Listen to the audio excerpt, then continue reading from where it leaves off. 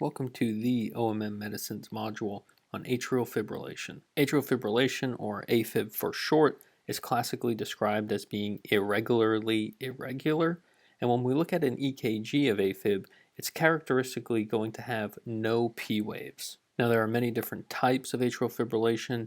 There can be paroxysmal, persistent, permanent, as well as many others such as valvular AFib. However, one of the most common is going to be paroxysmal AFib, where the patient will go in and out of AFib randomly, and that's typically what most people will have when they say they have atrial fibrillation.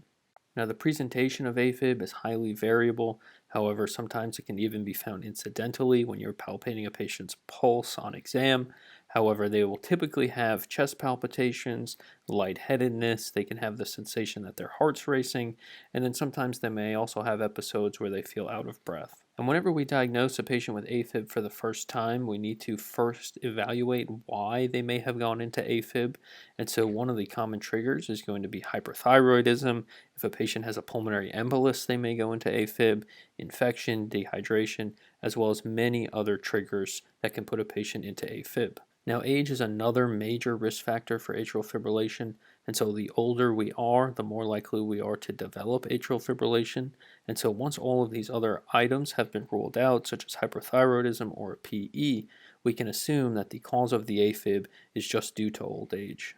Now, there are three major components to the management of atrial fibrillation, and these are going to be rate control, rhythm control, and anticoagulation. Now, there are many different ways to approach the treatment of atrial fibrillation, whether you want to have rate control with anticoagulation or rhythm control with anticoagulation, or sometimes both rate and rhythm control plus anticoagulation are needed.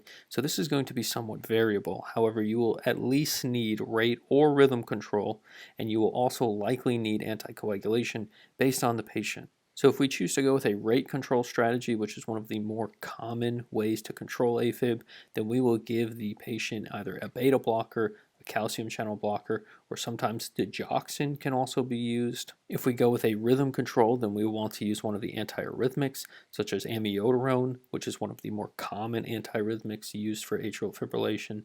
And then when we talk about anticoagulation, we will need to use the CHADS VASC score, which is discussed in another video, to determine the need for anticoagulation in each specific patient. And then we can use things like apixaban, rivaroxaban, Lovenox, or heparin. Now, one of the common ways to treat AFib, which is the way I was also taught, is to use rate control plus or minus anticoagulation based on the patient specifically, and then we will use rhythm control if the patient is symptomatic, meaning that they feel the effects of atrial fibrillation and they have things like shortness of breath or lightheadedness.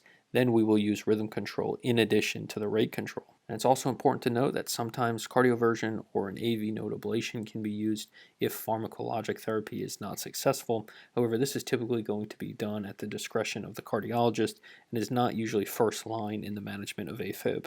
Now, some other items to be aware of is that AFib with RVR, or atrial fibrillation with rapid ventricular rate, means AFib with a very fast heart rate, typically greater than 100 or 110 beats per minute. And AFib with RVR is typically more of an acute presentation, meaning the patients are symptomatic, they have shortness of breath and chest palpitations, and therefore they come to the emergency room to be evaluated, and you notice that they are in atrial fibrillation with a very fast heart rate, sometimes as high as 300 beats per minute. So for these patients, you want to lower their heart rate quickly, and therefore we will use IV rate control medications rather than oral medications.